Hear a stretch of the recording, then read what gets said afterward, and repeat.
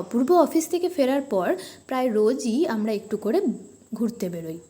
কোনো দিন সেটা বাইকে বা কোনো দিন হেঁটে, কিন্তু একবার করে বেরোনো হয়। তার আগের দিন যেহেতু বিশ্বকর্মা পুজো ছিল, তাই আজকে বেরোনোর কারণ ছিল বিশ্বকর্মা পুজোর ঠাকুর আর তার লাইট দেখতে।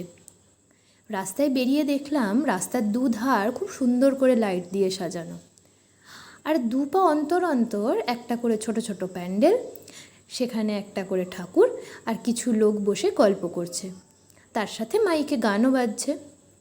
রয়্যাল এনফিল্ডের এই শোরুমটাও খুব সুন্দর করে সাজিয়েছিল, হয়তো পুজোর মরশুম তাই।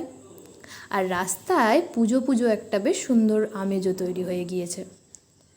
তারপরে চলে এলাম এই ঠাকুর দুটোর কাছে, খুব সুন্দর করে ডেকোরেশন করেছিল। এখানে আবার একটা খুব সুন্দর ফোয়ারাও করেছিল।